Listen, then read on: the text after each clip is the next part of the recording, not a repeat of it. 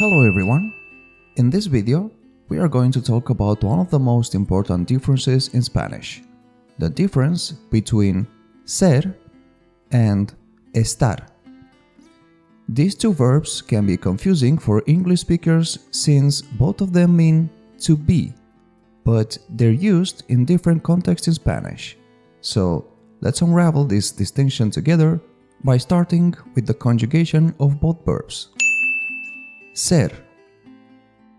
Yo soy, tú eres, ella o él es, nosotros, nosotras somos, vosotros, vosotras sois, ellos, ellas son.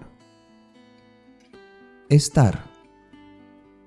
Yo estoy, tú estás, él o ella está, nosotros, nosotras estamos, vosotros, vosotras estáis, ellos, ellas están.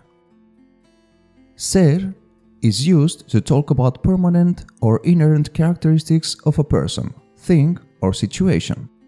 For example, nationality, profession, physical characteristics, personality, family relationships, origin, material things are made of, and events that don't change over time.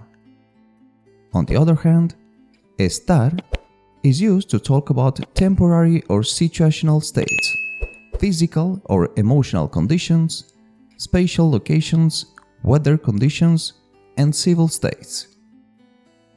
Now, let's see some real examples. The verb ser. Él es médico. He is a doctor. This is a permanent profession. That is why in this case we use the verb ser. Estar. Estoy feliz. I am happy. This, as you can see, is a temporary emotional state, and this is the reason we use the verb estar. Ella es alta. She is tall.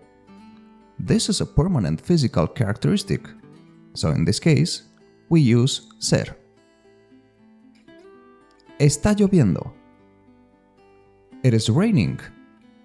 This is a temporary weather condition, so in this case, we use estar. Somos de España. We are from Spain. This is an unchanging nationality, so in this case we use ser. Estamos en la playa. We are at the beach.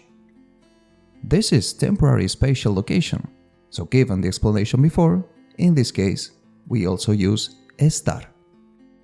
I hope that you can finally understand the difference between this very important verb, that you are going to use it on a daily basis in every conversation in Spanish.